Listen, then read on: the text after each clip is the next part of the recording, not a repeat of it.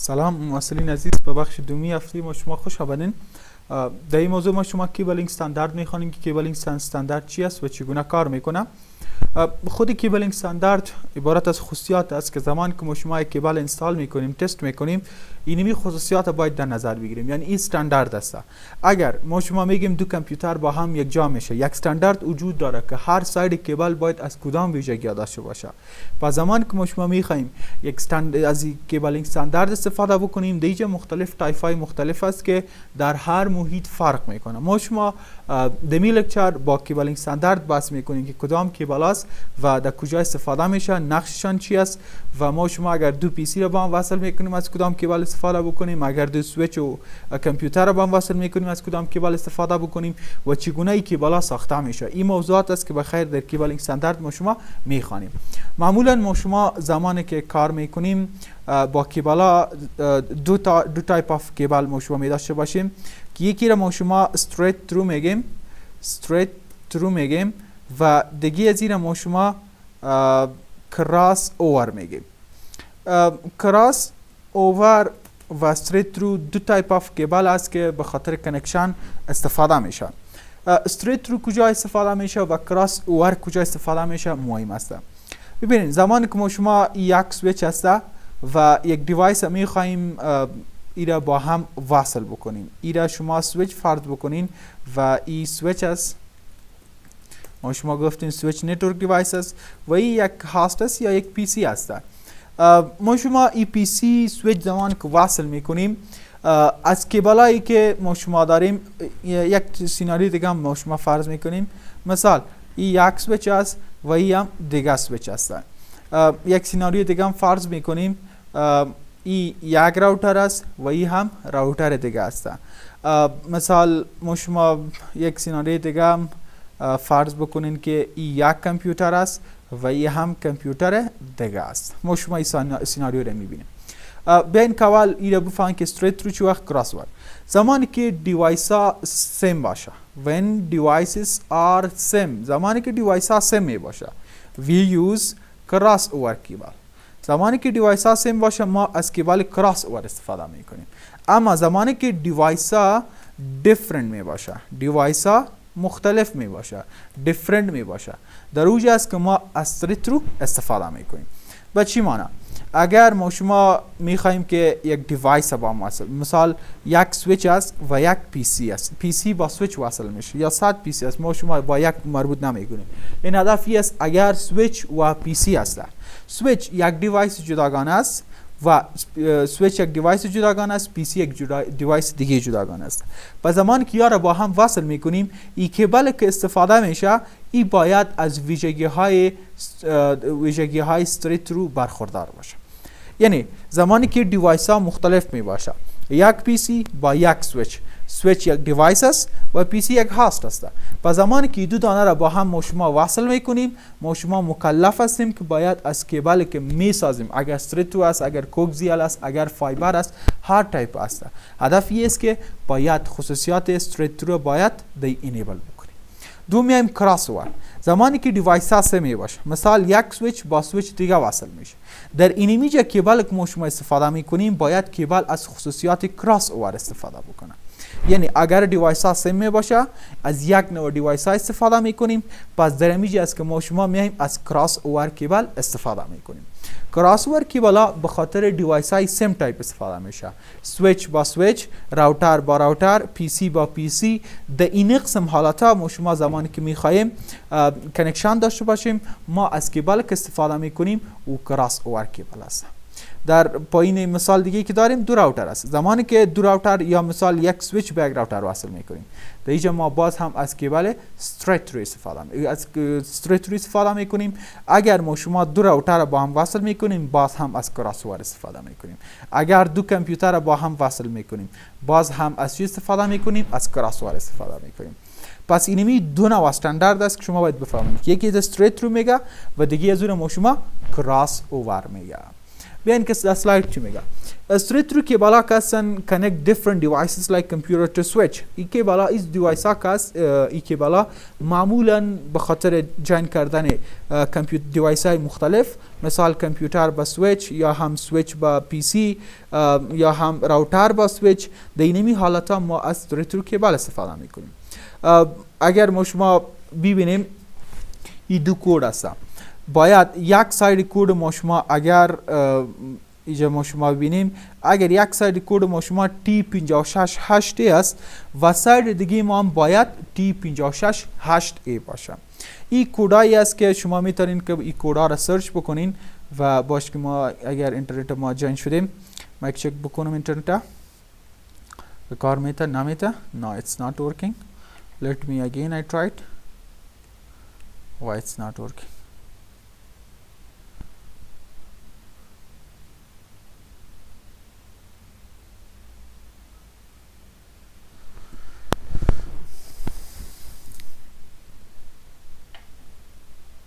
نه کار نمیته. خب ما شما زمانی که میخواهیم که مثال این دو کامپیوتر است یا دیوایس های مختلف است، البته ما شما سویچ گفتیم استریت با کیبل های مختلف است، فرض بکنیم این سویچ است و این هم چی است؟ پی سی است. اگر ما شما این را باز پرکتیکال به خیر صنف انجام میدیم، اگر ما شما این سویچ میخواهیم این پی سی را با سویچ میخواهیم وصل بکنیم، این ساید که به طرف کامپیوتر است این هم باید از خصوصیات T568 اگر استفاده کرد، این ساید دیگه هم باید از این خصوصیات استفاده بکنه. یعنی اگر یک ساید T568 استفاده کرد، ساید دیگه هم باید از خصوصیات T568 استفاده بکنه. در غیر از او استریت رو کیبل کار نمیده. زمان شما میرین کیبل میسازین، ویدیو شما میخوانین که T568 چی است، پس شما باید چی بکنین؟ یک ساید تان T568A باشه، اگر ساید دیگه تان هم باید از این خصوصیات داشته باشه. اگر این قسم نشوه شما نمیتونین که کانکشن ایجاد بکنین. این خصوصیات استریت رو کیبل است. بین T568A چی است؟ این تمام کیبلای استریت رو کراس اوور که است. ببینین STP کیبلا که پیشترک ما شما در مثال گفتیم در ویدیوی بعدی، ببینین این کیبلا از خود رنگ داره. STP ببینین رنگ چند رنگ داره، باش که من اشتباه بکنم در اینجا پن یک رنگ است به نام وایت بلو، باش که در پن نشته کنیم اینجا بسیار وقت میگیره. ما شما رنگ های مختلف داریم، white blue, second blue. خب بعد از ما شما orange, white orange، دیگه ما شما brown, white brown و white green and green. امی کودی که ما شما میگیم این لاینایی که اگر ما شما ببینیم تمام از یا اینمی رنگا را سپورت میکنه. این رنگایی است که هر کدام از یا وجود داره. اینا وایت بلو میگه، وایت بلو، بلو اورنج، وایت اورنج، براون، وایت براون، وایت گرین، گرین داخل گرین است.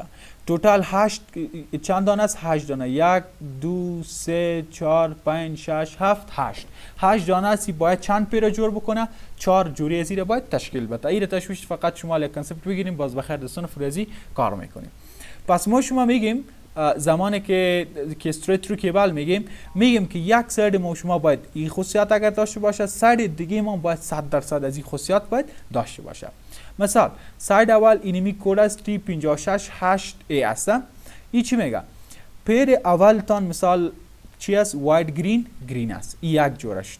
دیگه تان براون وایت اورنج با اورنج، این یک جوری دیگه است. ببینین جوری دیگه است. ای وایت بلو با بلو خالی، این یک جوری دیگه است. 3 جوره و آخرین جوری ما شما چی شد؟ آخرین جوری ما شما براون با وایت براون است. پس زمانی که ما شما از این استفاده میکنیم، از این تایپ اف استفاده میکنیم، این ما شما چی میگیم؟ T568 میگیم. T568 هدفش همی است که ما شما از 4 پیر استفاده میکنیم و هر پیر ما با این قسم کد را داره که اینجا باز با اساس نمبر 1 2 3 4 5 6 تا 8 نمره داره، یعنی 8 لاین است. ببینید این قیمت ها را اگر ما شما جمع بکنیم 3 2 5 شد، 4 1 6 میشه. از بالا هم که قیمتاش جمع بکنیم برای ما شما میتونه که اینمی کد فراهم بسازه. و این T568 به این معنی که تویستد یک ساید ما شما با اینمی خصوصیات است. ساید دیگه ما شما زمانی که محاسبه میکنیم ببینید T568B یعنی ساید دیگه کیبل ما شما، او هم اگر با این مثال یک ساید ما این قسم کنفیگر شد، او هم باید با اینمی کاتگوری باشه. ببینید اول ما شما اینجا ببینید 3 ماه، اینجا 3 ماه نمبر 3 ماه رو ببینید اینی کیبل است، اینجا هم نمبر 3 ماه اینمی کیبل است. ببینید کیبل سیومی باید، کیبل دومی اینجا از ما شما اینمی کیبل است و اینجا باید کیبل دو باشه. اینجا ببینید وایت بلو کاست، اینجا در شماره 1 است، دوم شماره 1 است و اینجا هم شماره 4 است. یعنی در استریت رو کیبل اگر یک ساید شما با اینمی T568 است، ساید دیگه تان باید T568B باشه، در غیر از او کار انجام نمیده. ما شما زمانی که ببینید اینجا خوبتر مثال است، این مکمل رنگایش است، وایت گرین گرین، وایت اورنج بلو، وایت بلو اورنج، وایت براون براون، این تمام رنگای مختلف است. زمانی که ایره خو اگر بشناسین ایره RG45 میگه که به خاطر کیبل که ما شما داریم این کیبل میاد در داخل از این زرد میشه. باز هر کیبل نکایش که از دیگه ما شما با این قطار برابر میکنیم که قطار از 1 تا چند نمبر داره 8 داره، اول چی میایه و دوم چی میایه. از این خصوصیات شکل است که ما شما زمانی که کراس اوور کیبل استفاده میکنیم یک ساید ما شما باید یک چیز باشه و ساید دیگه ما شما باید یک چیز دیگه باشه. یعنی اگر ما شما T568 یک ساید داریم، T568 بینی باید یک کلکشن دیگه باید انجام داده شه که نمی چیزش هست. ببینید دیگه اول وایت گرین میایه، باز گرین میایه، این دو دانه یک پیر جور میکنه. باز وایت اورنج با بلو یک پیر دیگه تشکیل میده، وایت بلو با اورنج یک پیر دیگه تشکیل میده و وایت براون با براون یک پیر دیگه تشکیل میده. باز این ساید ببینید اول که میایه وایت اورنج با اورنج میایه و دوم کیبل که وایت گرین با بلو میایه و سوم وایت بلو با گرین میایه و چهارم وایت براون با براون میایه. یک ساید باید با اینمی خصوصیات کنفیگر شوه و ساید دیگه ما شما باید با اینمی خصوصیات شوه. دیگه شکل ببینید اول وایت گرین باز گرین آمده، بعد از او وایت اورنج باز چی آمده؟ بلو آمده، بعد از او وایت بلو آمده و بعد از او اورنج آمده، بعد از او وایت براون آمده و بعد از او چی آمده؟ براون آمده. این یک تایپ آف شد، یعنی A ما ساید ما شما شد. زمانی که B ساید بیایم ببینید برعکس است، اول وایت اورنج است باز اورنج است، باز وایت بلو است باز بلو است، باز وایت بلو است باز گرین است و بعد از گرین ما شما وایت براون و براون داریم. این ساید دومی ما شما میشه. پس زمانی که در کراس اوور بحث میکنیم، زمانی که کیبل از ایره تر میکنیم، ایره بخیر دوستان باز ما شما عملا میریم کیبل است میسازیم و از روی کیبل ما شما میره کانفیگر میکنیم که چگونه خود ما کیبل بسازیم و از روی کیبل دو کامپیوتر رو با هم وصل بکنیم. ایره خود ما باز ما شما بخیر انجام میدیم. فقط همین لاجیک کلیر بکنین که اگر ما شما استریت رو کیبل جور میکنیم هر دو طرف باید یک خصوصیت داشته باشه، اما اگر کراس اوور کیبل جور میکنیم باید هر دو طرف ساید A با ساید B، ساید A با اینمی خصوصیات و ساید E با اینی خصوصیات باید ایره شما حفظ بکنین که با هر وقت براتون کار میشه باید یادتان باشه. کراس اوور کیبل گفتیم که به خاطر سیم دیوایس ها کنیکت کردن استفاده میشه، مثال کامپیوتر با کامپیوتر، سویچ با سویچ، با اینمی خصوصیات ما شما میتونیم از این استفاده بکنیم. ما شما زمانی که T568 یک اند میگیم، دیگه اند میگیم دسیم کیبل، اما زمانی که آردر از این بحث میکنیم آردر از او باید با اینمی ویژگی باشه. اینمی ویژگی که ما شما اینجا بحث میکنیم باید با اینمی ویژگی یک کاور باشه. پنایی که اینجا ما شما استفاده میکنیم در RG45 یعنی دیتا کانکتورایی که وجود داره به خاطر یک پی سی، دوجا پن یک کاسته و پن دو باید به خاطر ترانسمیت استفاده شه یعنی انتقال استفاده میشه، پن 3 با پن 6 به خاطر ریسیو استفاده میشه، 1 و 2 به خاطر ترانسمیت و 3 و 6 به خاطر ریسیو استفاده میشه. که در ساید دیگه در دیتا کانکتور سویچ یا کدام ساید دیگه استفاده میکنیم، پن 1 پن 2 به خاطر ریسیو استفاده میشه و پن 3 با 6 به خاطر ترانسمیت استفاده میشه که اینی قسم ما شما میتونیم که به خاطر انلایک دیوایس ها ایره استفاده بکنیم. مثال سویچ پورت با راوتر پورت هاب پورت با پی سی، سویچ با پی سی که اینمی را ما شما مربوط به کی میسازیم؟ استریت ترو کیبل میسازیم. استریت ترو کیبل ما شما گفتیم به خاطر انلایک دیوایس ها، مثال سویچ پورت با راوتر پورت، هاب پورت با پی سی، سویچ با پی سی، با این قسم دیوایس ها ما از چی استفاده میکنیم؟ استریت ترو استفاده میکنیم. کی ما شما چی میگیم؟ انلایک دیوایس ها میگیم. دیوایس هایی که یک رقم نیستن، یک مانند نیستن، دیوایس های مختلف هستن. اگر دیوایس ها لایک دیوایس ها میشه، مثال دو دیوایس است یک رقم است، PC1 PC2 در هر دو ساید ترانسمیت پین و ریسیو پین شش یعنی با یک رقم است، پس ما ایره لایک دیوایس میگه. پس به خاطر لایک دیوایس ما شما این از این پالیسی استفاده میکنیم که پیشترک ایره تشریح کردیم که سایت ها باید مختلف باشه و که بالا یعنی سایت های ما شما زمانی که میخوایم میره وصل بکنیم به خاطر چرا که در لایک دیوایس ها پین 1 و پین 2 کاس در هر دو طرف به خاطر ترانسمیت استفاده میشه و پین 3 و 6 کاس هر دو طرف به خاطر ریسیوینگ استفاده میشه، یعنی با هم مچ میکنه. پس به خاطر سیم دیوایس ها مثال سویچ پورت تو سویچ پورت، سویچ پورت تو هاب پورت، هاب پورت تو هاب پورت، راوتر پورت تو راوتر پورت، پی سی تو راوتر پورت و پی سی تو پی سی، اینی پورت هایی است که چی هستن؟ سیم دیوایس هستن. پس به خاطر سیم دیوایس ها ما شما از چی استفاده میکنیم؟ از کراس اوور کیبل استفاده میکنیم.